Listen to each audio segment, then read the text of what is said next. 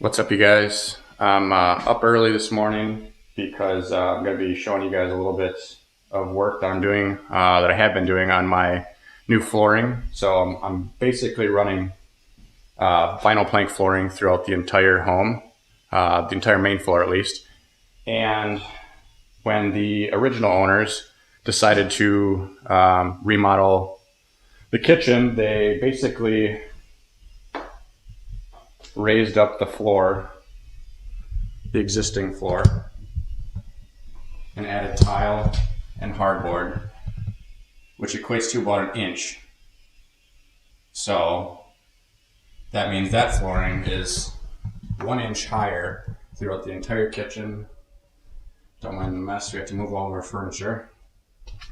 Dining room and entryway. So basically that leaves me with two options. One being the more favorable option, considering the circumstances. The first one would be to demo all of the tile and the hardboard tile backer that's underneath there. So that would be the kitchen, the dining room, and entryway. And to me, that seems like way more work. And I do not like doing demo. I like building from new. So what I would have had to do is take basically a tile saw or a grinder and cut along all of my cabinetry. Oh, I had to raise up the hallway and all the bedrooms already. But anyways, this video is just about the living room. So I would have had to cut around all of the cabinets, demo all of the tile, and then I still would have been left with about 1 inch and a half gap where I would have had to put basically taller trim or taller molding. So the standard would be just 3/4 inch quarter round to hide any gaps in your laminate flooring or spaces. So that route would have been a real pain in the butt. And require a lot more work. So the route I chose to go was buying a bunch of OSB and bringing the rest of the house up to match the kitchen, dining room, and entryway. And now you might be thinking, that doesn't really make any sense. Aren't you going to be spending a lot more money on plywood? Well, yeah, you're right. It's about $400 to $500 for plywood for the living room and the hallway and the bedrooms. So I brought the hallway and the bedrooms up 7/16 of an inch, and unfortunately the living room has to come up a full inch. So in my mind that just seemed easier. So basically this morning I'm going to be showing you guys kind of how I'm going to be doing it, laying down some construction adhesive, and then sheet by sheet I'll nail them down.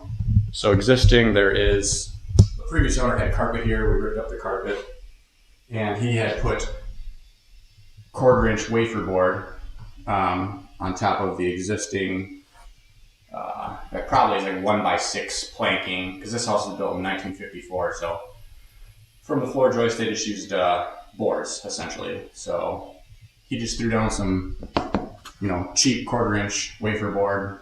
You can definitely feel some flexing here, squeaking. So hopefully, with the construction adhesive and the 2 layers of 1/2 inch plywood I'm putting down, that will eliminate all of that. So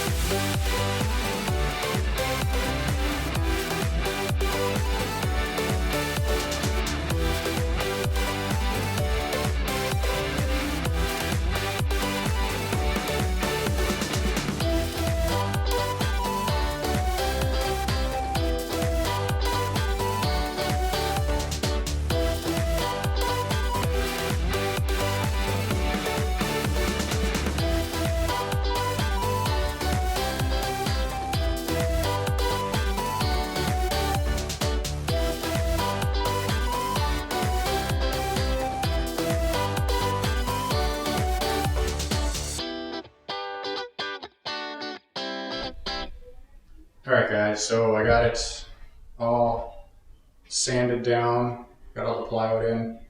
So each joint, I just want it to sit super flat when I go to install the flooring. So one extra step you can take is this. This is the primer, so it's going to be like a quick drying floor leveler. Good for anywhere from 1 inch down to a feathered edge.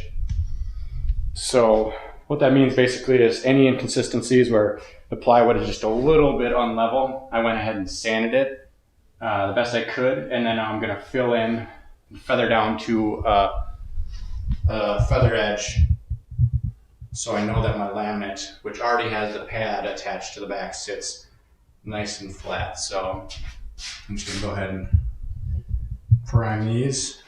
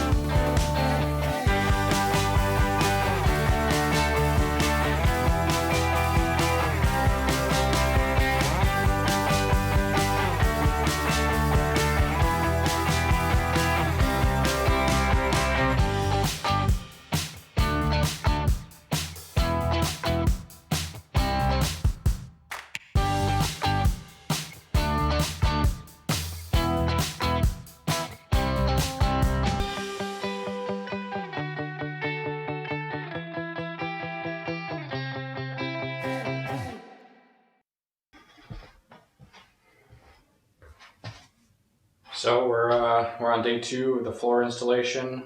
Getting to lay down some of the boards finally here. I went ahead and did a little bit before I started filming, just because I had to basically cut some boards, rip them down the lengthways, and work them backwards basically out to the corner, so I could have a nice fresh start here for the video. But the way vinyl plank is meant to be installed is starting in the if you're looking at the room in the farthest left corner. So basically that will be over here. That's just because of the way the snap together system works. You know, you'll see once we get going here, but the pad is attached to the bottom here. So it's, you know, it's a pretty slick deal. This is just a textured wood grain. So it's got the texture of a real hardwood or an engineered hardwood. So, you know, it's $3.19 a square foot, so it's not anything cheap. You can get some cheaper versions that are just a smooth, slick surface, and you know, a lot of people that own pets don't like those just because there's a lot less traction for the little pups and everything running around. So yeah, we definitely didn't cheap out, since we're this is our primary residence, and we plan to live here for another 4 to 5 years. We just figured it'd be worth spending the extra money. So the best way to install this, well, once I get out away from the wall, it'll be easier, but so I've started with a full piece, and now I'm going to be cutting one down, starting with a half piece, but I actually have one. So the way this goes together, I can show you here on camera. Basically, there's 2 edges. Got the tongue side, or the groove side, and then the tongue side is the opposite. So all you really do is, you know, if this is your flooring laying flat, get it so the gap is minimal, then you just lay it down. And I always give it a little tap after that to make sure seats well. So every little extra step you take now ensures a better end product. So manufacturer recommends 1/4 inch all the way around for an expansion and contraction. So just make sure you're thinking about that when you're making final measurements and final cuts on the other side, because you don't want to cut too much out. Then you'll be able to see the gap if you are going to only use a 3/4 inch quarter round. So yeah, that'll just do on this to get it started. Give it a little tap. And we can get rocking and rolling with the full pieces. So yeah, it goes together pretty good. It's a nice system.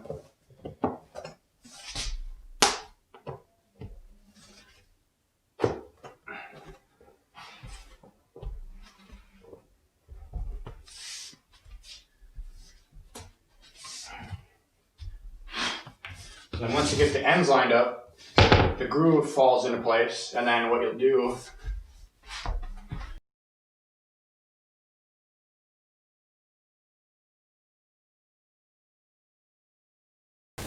basically, I just put this groove in just like I showed you, and then you're going to slide it down, because the ends of these, the butt joints I guess you can call them, they actually pound together with a rubber mallet. So you get a rubber mallet so you don't damage the surface of it.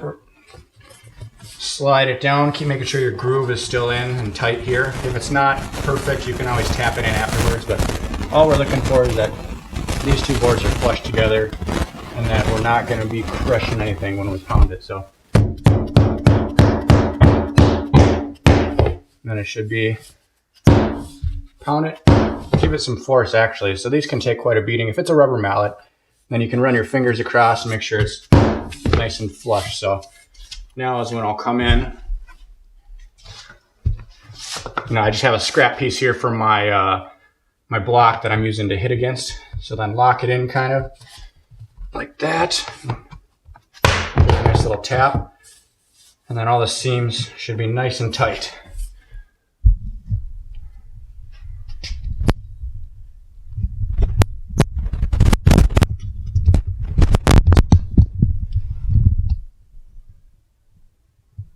Seamless. That's what makes it waterproof.